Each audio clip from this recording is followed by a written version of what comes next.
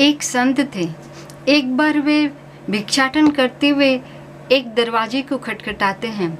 अंदर से एक माता आती है और वो अब बाहर आकर बोलती हैं कि बेटे, मैं तो अपने 1-2 रोटियां पा लेती हूँ भिक्षाटन में और किसी तरह गुजर बसर करती हूँ, और मैं 2 दिनों से मैंने भी कुछ नहीं खाया, मैं क्या करूँ?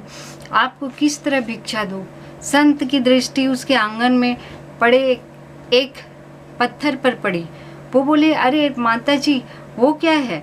वो बोली, अरे ये बेटा, ये तो एक पत्थर है, इसमें मैं कुछ चटनी वटनी पीस लेती हूँ कभी कभी, अगर पीसना हो तो, और इसे मैंने एक जंगल से लाया है।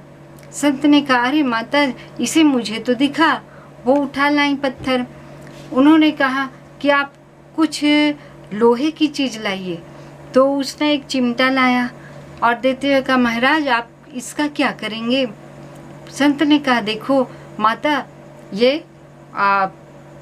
आपका क्या चीज़ है मैं अभी बताता हूँ। और जैसे ही उन्होंने चिमटा को उस पत्थर पर स्पर्श कराया तो वो सोने में तब्दील हो गया, सोने में बदल गया। तो सोने का चिमटा देख के वो हैरान हो गई।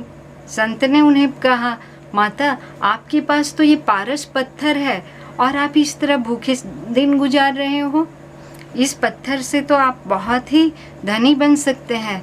कोई भी लोहा का स्पर्श करके सोना बनाइए और उसे बेच डालिए। इस तरह आपके पास कभी कुछ कमी नहीं रहेगी।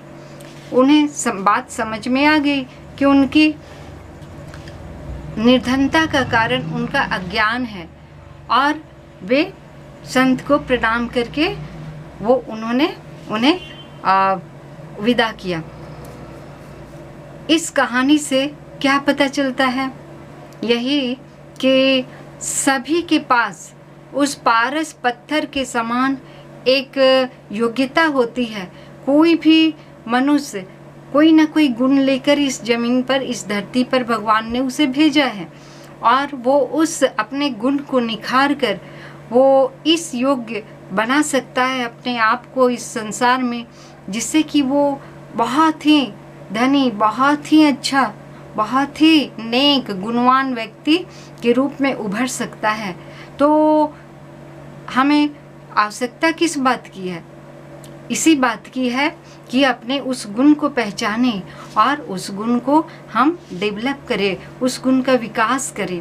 तो कैसा लगा ये आप लोगों को? ज़रा हमें बताएंगे कमेंट करके। धन्यवाद।